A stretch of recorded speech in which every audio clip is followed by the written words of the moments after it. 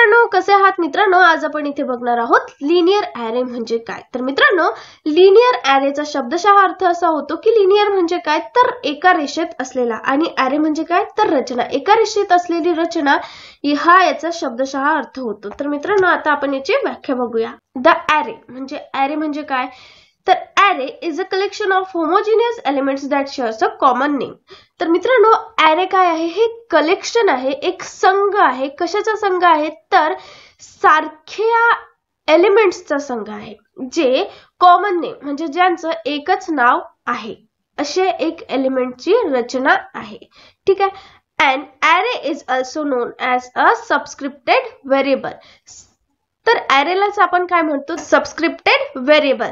आता व्हेरिएबल म्हणजे काय तर जो व्हॅरी होतो म्हणजे काय तर ज्याची व्हॅल्यू नेहमी काय होत असते, बदलत राहते, त्याला आपण काय म्हणतो? व्हेरिएबल. आणि सबस्क्रिप्टेड म्हणजे काय तर मित्रांनो, इथे सबस्क्रिप्टचा अर्थ काय होतो की स्क्वेअर ब्रॅकेट मध्ये जे काही आपल्याला दर्शविले जाते, आपण पुढे बघणारच आहोत स्क्वेअर ब्रॅकेट आपण कशासाठी यूज करणार आहोत. तर स्क्वेअर ब्रॅकेट मध्ये आपल्याला जे काही दर्शविले जाते त्याला आपण सबस्क्रिप्टेड असं म्हणतो. ठीक आहे. Each array element is accessed by the array name followed index with each subscript variable enclosed in the square bracket. आता मित्रांनो, आता आपल्याला जर array एलिमेंटला जर ऍक्सेस करायचे असेल तर ते आपण कशा पद्धतीने करतो तर array name, arrayचं नाव घेतो आणि त्यानंतर त्याचा जो काही इंडेक्स असेल.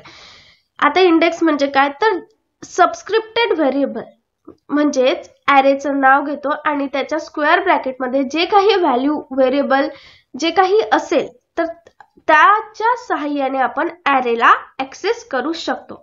इच subscript must be positive integer.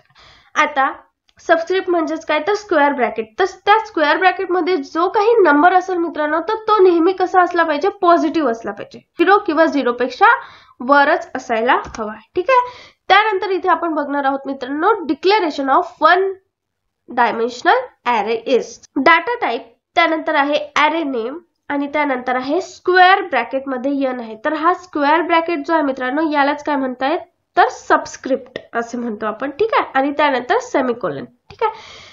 Semicolon काय इंडिकेट करते मित्रांनो तर termination of this statement. Data type म्हणजे काय तर type of element that are stored in array. आपण ॲरे मध्ये कुठल्या प्रकारचे एलिमेंट, कुठल्या प्रकारच्या व्हॅल्यू स्टोअर करणार आहोत ते कशावरून माहिती पडते तर डाटा टाइप वरून. आता डाटा टाइप म्हणजेच काय तर इंटिजर, फ्लोट, कॅरेक्टर. ठीक आहे.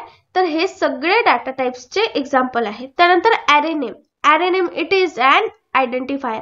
आता ॲरे नेम काय असू शकतो? एक आयडेंटिफायर आहे, म्हणजेच व्हेरिएबलचं नाव असू. ज्या काही रूल्स आपण आयडेंटिफायर डिक्लेअर करायला लावतो ते इथे ॲरे नेम डिक्लेअर करायला सुद्धा लागतात. जसं की ॲरे नेम नेहमी अल्फाबेट पासूनच सुरू व्हायला हवं. ठीक आहे. तर काही असे रूल्स आहे जे आयडेंटिफायरला लागू होतात, तेच रूल्स ॲरे नेमला सुद्धा लागू होतात. तर इथे व्हेरिएबलचं नेम जसं डिक्लेअर करतो आपण, तसंच ॲरेचं नाव सुद्धा डिक्लेअर होते. त्यानंतर n म्हणजे number of elements that are stored in array. तर आता n म्हणजेच काय मित्रांनो तर किती नंबर आपल्याला ॲरे मध्ये साठवायचे आहेत ते आपण n या संख्येने डिक्लेअर करू शकतो. त्यानंतर स्क्वेअर ब्रॅकेट काय सांगतात मित्रांनो? Square bracket tells the compiler that we are dealing with array. Square bracket हेच सांगतात कंपायलरला की आपण ॲरे ऍक्सेस करत आहोत. ठीक आहे. त्यानंतर आपण इथे एक एक्झाम्पल घेतलेला आहे. डिक्लेरेशनचा सिंटॅक्स बघितला आहे आपण. डाटा टाइप, ॲरे नेम आणि स्क्वेअर ब्रॅकेट मध्ये n आणि सेमिकोलन, तोच सिंटॅक्स चा यूज करून आपण इथे एक एक्झाम्पल घेतला आहे. तर इंटिजर काय आहे? For example INT is a integer. ठीक आहे. इंटिजर हे एक डेटा टाइप आहे जो इंडिकेट करतो की आपण नंबर स्टोअर करणार आहोत. त्यानंतर आहे ॲरे नेम आपण इथे x घेतला आहे. तर x काय आहे? आयडेंटिफायर आहे. ठीक आहे. त्यानंतर 5, यांच्या जागेवर आपण किती व्हॅल्यूज दिल्या? 5. तर 5 नंबर काय इंडिकेट करतो की number of element in array. तर 5 अंक आपण इथे ॲरे मध्ये स्टोअर्ड करत आहोत. त्यानंतर आपण बघणार आहोत the number of data elements of array can be obtain from the index set by the formula. Linear ॲरेची तर माहिती घेतली आपण, ते डिक्लेअर कसं करायचं ते सुद्धा बघितलं. पण आता आपण इथे काय बघणार आहोत मित्र, किती लेंथचा आपण ॲरे घेतलेला आहे ते जर आपल्याला माहिती करायचं असेल तर त्यासाठी हा एक फॉर्म्युला आहे. Length equals to UB. UB म्हणजेच काय? UB इज अ लार्जेस्ट, ठीक आहे, called largest index called upper bound. UB म्हणजे काय तर upper bound minus lower bound. Smallest इंडेक्सलाच काय म्हणतो तर लोअर बाउंड म्हणतो, ठीक आहे, प्लस 1. ठीक आहे, हा याचा एक फॉर्म्युला आहे. आता UB जर 1 असेल, सगळ्यात हायेस्ट व्हॅल्यू जर आपली ॲरे मधली 1 असेल, म्हणजे एकाच एलिमेंटचा ॲरे असेल, तर त्याची लेंथ काय असेल, ऑब्वियस आहे की UB length equals to UB म्हणजे 1च असेल. ठीक आहे, ही एक कंडिशन झाली. त्याच्यानंतर आपण एक एक्झाम्पल वरून समजून घेऊया. ठीक आहे, फॉर ॲरेची व्हॅल्यू आपण 5 घेतली आहे. About statement डिक्लेअर्स array containing 5 elements. ठीक आहे, वरचा जो हा INT X आणि स्क्वेअर ब्रॅकेट मध्ये 5 हे जे काही लिहिले आपण, त्याच्यावरून काय आपल्याला कळते की हा 5 एलिमेंट्सचा ॲरे आहे. त्यानंतर स्क्वेअर ब्रॅकेट मध्ये आहे ते काय आहे मित्रांनो, तर सबस्क्रिप्शन आहे. X of 0 असं म्हणू त्याला आपण. X of 0, X of 1, X of 2, X of 3, X of 4. तर हे सगळे काय आहे, हे इंडेक्स आहे मित्रांनो. याच्या साहाय्याने आपण एलिमेंटला ऍक्सेस करू शकतो. ठीक आहे, त्यानंतर हे 2000, 2002, 2004, 2006, 2008 हे काय आहे तर हे ऍड्रेसेस आहे. या एलिमेंट्सचे हे ऍड्रेसेस आहे. म्हणजेच ऍड्रेस म्हणजे काय तर मेमरी लोकेशन आहे.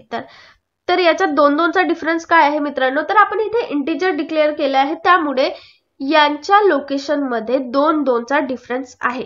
कारण इंटिजर हे 2 बाइट स्पेस घेते म्हणून. ठीक आहे, तर हे झालं memory representation of linear array. मित्रांनो, इथे तुम्हाला डायग्राम मध्ये क्लिअरली दाखवल्या गेलेलं आहे. X of 0 ची व्हॅल्यू काय आहे 6 आहे आणि त्याचा मेमरी लोकेशन काय आहे 2000. त्यानंतर X of 1 ची व्हॅल्यू किती आहे 20 आहे आणि त्याचं मेमरी लोकेशन काय आहे 2002. X of 2 ची व्हॅल्यू 50 आहे आणि त्याचं मेमरी लोकेशन 2004 आहे. X of 3 ची व्हॅल्यू 12 आहे आणि त्याचं मेमरी लोकेशन 2006 आहे. X of 4 ची व्हॅल्यू 43 आहे आणि त्याची मेमरी लोकेशन 2008 ही आहे. तर मित्रांनो, आता इथे जो काही आपण फॉर्म्युला बघितला, या एक्झाम्पल मधल्या एलिमेंटची आपल्याला लेंथ काढायची आहे. तो आपण फॉर्म्युला आधी बघितलाय, तर त्याचा यूज करून आपण इथे लेंथ काढूया. तर लेंथ इक्वल्स टू काय आहे UB मायनस LB प्लस 1. तर हा फॉर्म्युला आपण यूज करणार आहोत. तर UB ची व्हॅल्यू किती आहे मित्रांनो, UB म्हणजेच काय तर अप्पर बाउंड, म्हणजे सगळ्यात हायर इंडेक्स व्हॅल्यू. तर इथे काय आहे 4 आहे. ठीक आहे, त्यानंतर आपण 4 घेतली UB ची व्हॅल्यू. त्यानंतर LB म्हणजे लोअर बाउंड किती आहे 0 आहे. ठीक आहे, तर लेंथ फॉर्म्युला काय आहे, लेंथ इक्वल्स टू UB म्हणजे 4 मायनस 0 प्लस 1. 4 मायनस 0 प्लस 1 किती होते मित्रांनो, तर लेंथ इक्वल्स टू 5. बघा मित्रांनो, या एक्झाम्पल मध्ये आपल्याला 5 एलिमेंट दिसत आहे. तर अशा प्रकारे आपण लिनियर ॲरेची काय काढू शकतो तर लेंथ काढू शकतो. तर मित्रांनो, आय होप तुम्हाला लिनियर ॲरे काय आहे हे कळलं असेल आणि मेमरी रिप्रेझेंटेशन कसं आहे हे सुद्धा तुम्हाला माहिती झालं असेल. तर व्हिडिओ युजफुल वाटला असेल तर नक्की लाईक करा, कमेंट करा, तुमच्या मित्रांसोबत शेअर करा आणि thank you so much friends. Keep supporting. Thank you. चॅनलला सबस्क्राईब करायला विसरू नका फ्रेंड्स. थँक्यू.